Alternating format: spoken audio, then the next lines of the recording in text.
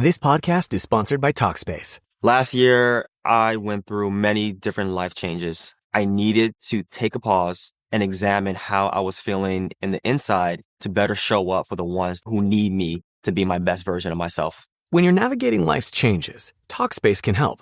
Talkspace is the #1 rated online therapy, bringing you professional support from licensed therapists and psychiatry providers that you can access anytime, anywhere. Living a busy life, navigating a long-distance relationship, becoming a first-step father, Talkspace made all of those journeys possible. I could speak with my therapist in the office. I could speak with my therapist in the comfort of my home. I was never alone. Talkspace works with most major insurers, and most insured members have a $0 copay. No insurance, no problem. Now get $80 off your first month with promo code SPACE80 when you go to Talkspace.com. Match with a licensed therapist today at Talkspace.com. Save $80 with code SPACE80 at Talkspace.com. AI agents are everywhere, automating tasks and making decisions at machine speed. But agents make mistakes. Just one rogue agent can do big damage before you even notice. Rubrik Agent Cloud is the only platform that helps you monitor agents, set guardrails, and rewind mistakes, so you can unleash agents, not risk. Accelerate your AI transformation at Rubrik.com. That's RUBRIK.com. This is Optimal Relationships Daily, How to Cope with the Loss of Your Father, by Karl Staib of digtofly.com. Tell me another one, my dad asked. He loved a good joke. Most of them weren't that good, but he didn't care. When my father was in the hospital, I would tell him a joke of the day each morning. I would call him on my way to work and then tell him the joke when I arrived in the parking lot. I would usually cry at some point on the call or after. It was a rough couple of months. When he did pass, I was a wreck. The reason I was able to cope was for 2 reasons. 1, my family, and 2, my gratitude journal. My family was the support that I needed. We shared stories and complained about how grumpy he was becoming as he got older. We joked about how he was ready to go and hang out with his mom so that she could make him his German noodles and roll-it-in dish that he loves. The second part is my gratitude journal. I had kept a gratitude journal for over a year, and at some point I stopped doing it. I noticed my attitude and joy had dwindled. I needed to support my own journey back to joy as I dealt with the grief of losing my father. I needed my journal to help reframe my day. Throughout the day, I would worry about losing my father. Who would I go to for advice? Who would encourage me to keep writing? Who would laugh at my stories so easily? Our brains. My journal helped me process my grief. It helped me focus on all the good things I had instead of what I was inevitably losing. Our brains remember the most impactful thing that happened to us in a day and how we remember our day. If we take the time to pause and process a difficult situation by thinking about what we learned from it, we can reframe it and log it in the memory banks as something good for us, even enjoyable. This is a skill that we aren't taught. It's something we must practice for ourselves. That is why a gratitude journal can help you in the grieving process. Gratitude journal. At the end of every day, I would write about what I was grateful for in my life. I would usually start with a moment with my son. The journal entry would look like this. I'm grateful for my time of playing tag with my 2 sons because their laughter lights me up inside. I'm grateful for my career that allows me the flexibility to work from home because sometimes I need heads down time to get to work. I'm grateful for my father because he has taught me so much about being a kind and strong man. See, I focused on what my father gave me, not that I was losing him. I realized that my father would always live on because I pass his wisdom on to my sons. It's been 2.5 years since his death, and we still tell stories. When we went to visit him, he would pick us up in his car.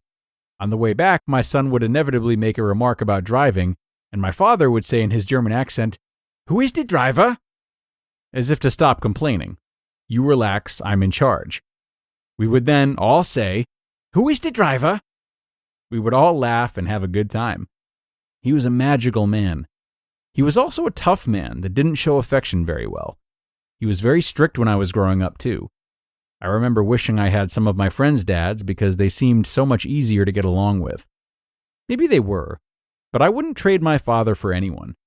He taught me self-discipline that has helped me write the Bring Gratitude book and create the Bring Gratitude Challenge. He was far from perfect, but he was mine, and my gratitude journal helped me see that. He didn't thank me very often, but he always spent time with me and he listened to me. I remember telling him that I wanted to be a writer. He loved the idea. He asked me how much it would take to get started. We both had a few beers and we were feeling good, a little too good. I suggested $100,000 to help me make it happen. He said he would talk to my mom. It never happened, but he believed in me. That belief was his gift to me. I didn't fully appreciate this until I kept a gratitude journal. I didn't remember these sides of him until I began to take the time to think about it. You can do this with or without a gratitude journal. It's about the ritual of pausing to appreciate what you have in your life. Too often life carries us away and we forget to do this. My challenge to you, if you're struggling with grief, try keeping a grief gratitude journal. Focus on the good things in your life and what you learned from the person that you're grieving over. Then find a support network to help you. A support group online and offline can help you when you need someone to talk to and process your thoughts and feelings. You just listened to the post titled, How to Cope with the Loss of Your Father by Karl Staib of digtofly.com. AI agents are everywhere, automating tasks and making decisions at machine speed. But agents make mistakes. Just one rogue agent can do big damage before you even notice. Rubrik Agent Cloud is the only platform that helps you monitor agents, set guardrails, and rewind mistakes, so you can unleash agents, not risk. Accelerate your AI transformation at Rubrik.com. That's RUBRIK.com. 'Tis the season for identity theft. This time of year, most of us are checking off our holiday gift lists. But guess what? Identity thieves have lists too, and your personal information might be on them. Protect your identity with LifeLock. LifeLock monitors hundreds of millions of data points every second and alerts you to threats you could miss by yourself, even if you keep an eye on your bank and credit card statements. If your identity is stolen, your own U.S.-based restoration specialist will fix it, guaranteed, or your money back. And all plans are backed by the $1 Million Protection Package. The last thing you want to do this holiday season is face drained accounts, fraudulent loans, or other financial losses from identity theft all alone. Make this season about joy, not identity theft, with LifeLock. Save up to 40% your first year. Call 1-800-LifeLock and use promo code IHEART. Or go to lifelock.com/iHeart for 40% off. Terms apply.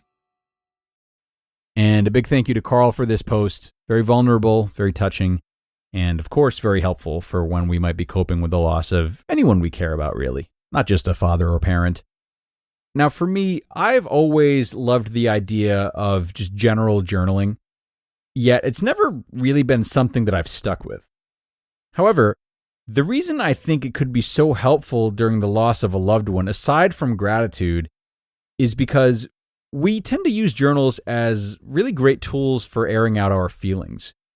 We certainly get more in touch with our emotions and what we're looking for, and therefore a journal can really aid us in finding other ways of healing. The better we're able to air out our feelings, even on good days, the better we can analyze ourselves over time and start to consider forms of self-care that aren't as much of a gateway as journaling might be. Forms of self-care that we might not have ever even known we'd needed. And when we're dealing with the death of a loved one, our journeys to recovery can certainly be full of surprises and a lot of growth too. So, in that way, journaling, not just grief journaling or gratitude journaling specifically, but any kind of journaling can really help us to learn more about ourselves. So, do consider journaling and how, at the very least, it might propel you to a better means of handling your grief. It's time to wrap this episode up, everyone. But I thank you for being here as always. And of course, I hope to see you again tomorrow on the Saturday show. That's where your optimal life awaits.